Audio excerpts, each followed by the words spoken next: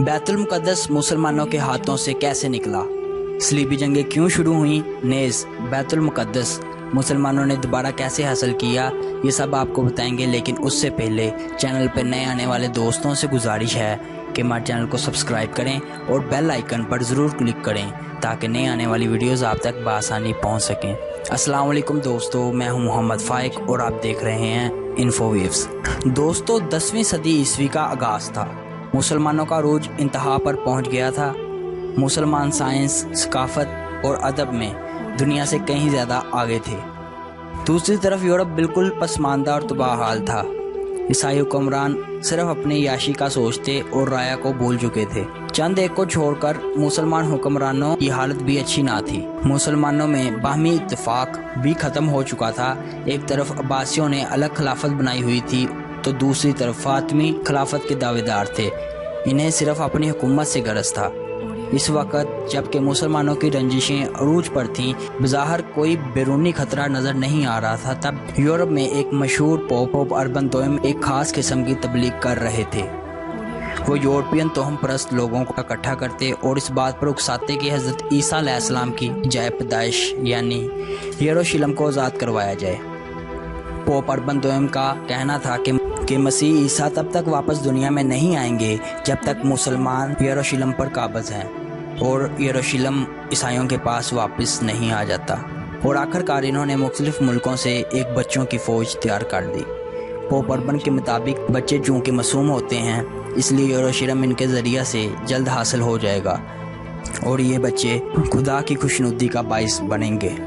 ان کو ٹریننگ کے بعد جب روانہ کیا گیا تو یہ بچے اپنے ہی جرنیلوں اور افسران کے ہاتھوں زیادتی کا نشانہ بننے لگے اور فوج چھوڑ کر بھاگنے لگے۔ ہنگری تک پہنچتے پہنچتے یہ فوج ختم ہو گئی۔ اس کے بعد ایک اور فوج تشکیل دی گئی، لیکن شراب کے نشے میں بدمست اس فوج نے اپنے ہی شہریوں کی عزتیں لوٹیں اور جب یہ ہنگریوں کے ہاتھ لگی تو انہوں نے اس فوج کو بالکل ختم کر دیا۔ لیکن پوپ اربن کی تبلیغ رنگ لے آئی اور تمام صلیبی ملک یکجا ہو گئے اور ایک فوجوں کا سیلاب مڈایا۔ انہوں نے بھی اپنی روایتوں کو نہیں چھوڑا، لیکن یہ سیلاب بیت المقدس پہنچ گیا۔ یورپی مورخین نے اس فوج کے اپنی ہی رائے پر مظالم پر کتابیں لکھی ہیں۔ 10ویں صدی کے آخر میں یہ فوجیں بیت المقدس پہنچیں اور 1 لاکھ مسلمانوں کو شہید کرنے کے بعد شہر پر قابض ہو گئیں۔ تاریخ کے مطابق یروشلم کے نشیبی علاقوں میں جب کوئی فوجی گھوڑا اتارتا تو اس کے گھوڑے کی ٹانگیں لہو میں ڈوب جاتی۔ اس کے بعد صلیبی 1 صدی تک یروشلم پر قابض رہے۔ مسلمان مورخین کے مطابق اس 1 صدی میں مسلمان حجاج جو کہ حج کی نیت سے نکلتے لیکن فلسطین کی سرزمین پر پہنچ کر قتل ہو جاتے، ان کے مال کو لوٹ لیا جاتا اور ان عورتوں کو زیادتی کے بعد قتل کر دیا جاتا۔ خوبصورت بچیوں کو غلام بنا لیا جاتا اور ان کے بچپن سے فائدہ اٹھا کر انہیں عیسائی بھی بنا لیا جاتا۔ پھر ان لڑکیوں کو جاسوسی کے لیے تیار کیا جاتا اور آخر میں کسی مسلمان حکمران کو تحفے میں دے دیتے۔ یہ لڑکی پھر بڑے بڑے راز عیسائیوں تک پہنچاتی اور بڑے بڑے حکمرانوں کو رقص و سرور اور شراب کے نشہ میں بدمست رکھتی۔ آج تجھ کو میں بتاتا ہوں کہ تقدیر امم کیا ہے، شمشیر و سنا اول طاؤس و رباب آخر۔ لیکن یہاں کچھ مرد مجاہد بھی موجود تھے۔ عماد الدین زنگی جیسے جرنیلوں نے ساری عمر صلیبیوں کی نیندیں حرام کر رکھی تھی۔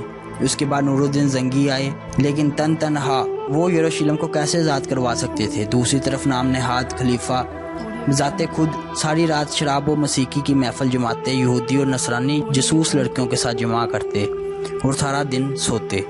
نور الدین زنگی کا ایک شاگرد جو کہ اپنی ذہانت کی وجہ سے مصر کا حکمران مقرر ہو گیا، ایک سچا عاشق رسول تھا۔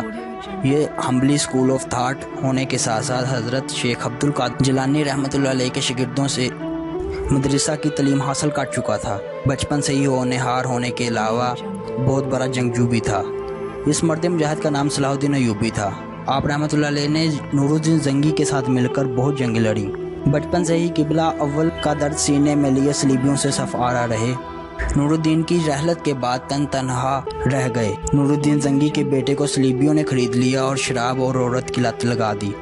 صلاح الدین ایوبی ساری زندگی صلیبی اور باغی مسلم حکمرانوں سے صف آرا رہے اور آخری عمر میں بیت المقدس دوبارہ فتح کر لیا۔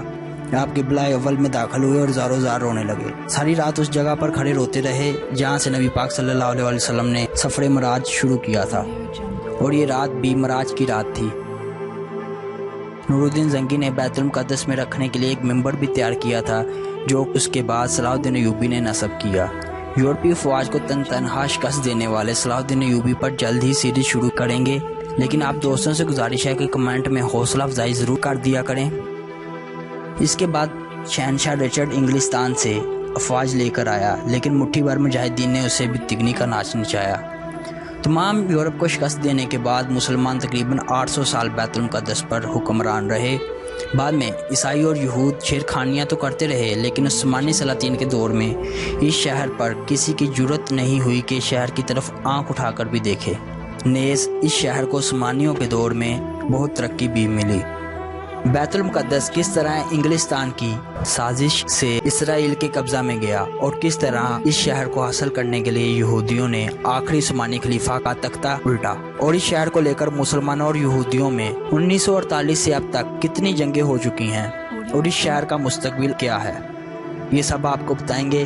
لیکن آنے والے پارٹس میں اس ویڈیو کے متعلق آپ کی کیا رائے ہے، اپنی رائے کا اظہار کمنٹ سیکشن میں ضرور کیجیے گا، اور اس ویڈیو کو اپنے دوستوں کے ساتھ شیئر ضرور کریں۔ شکریہ۔ اذكر الصديق فخرا وابن عفان، أرسلان والفاتح عثمان، وابنتا شفين والغازي سليمان، اسأل الرومان عنهم والمجوسان،